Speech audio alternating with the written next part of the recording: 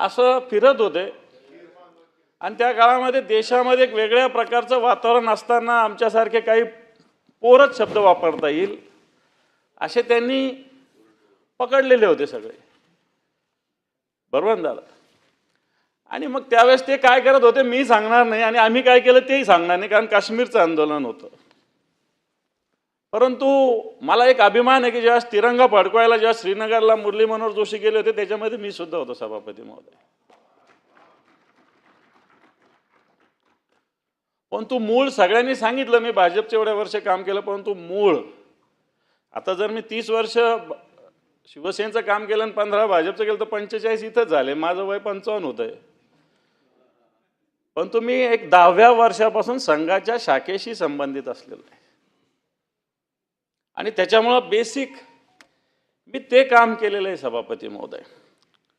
आणि मला असं वाटत नाही की आमच्या जिल्ह्यात असो जिथं जिथं संघाने चांगलं काम केलं तिथं तिथं शिवसेना रुजलेली सभापती महोदय, कारण हिंदुत्वाचा विचार होता आणि त्यावेळेसची भाजपची विचारसरणी थोडीशी लोकांना अशी ॲग्रेसिव्ह वाटायची नाही. आणि मग जिथं जिथं संघाचा विचार होता तिथं तिथं शिवसेना नैसर्गिकरित्या रुजली सभापती महोदय. आणि मी शिवसेनेचं काम शिवसेना प्रमुख मान्य, कारण संभाजीनगर कसं आहे मला वाटतं सगळ्यांना माहिती आहे.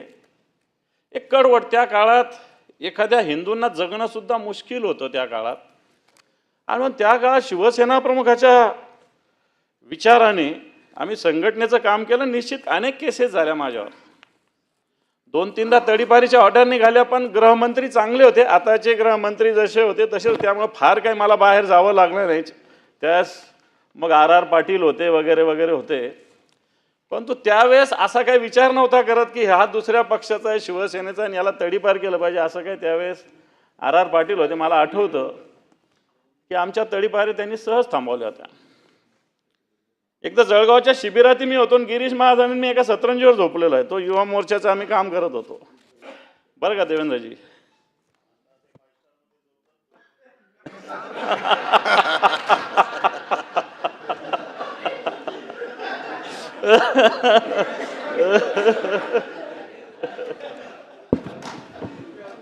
सभापती महोदय, पण हे सगळं होत असताना मला एक प्रसंग सांगावा लागेल सभापती महोदय. माननीय शिवसेना प्रमुखांकडे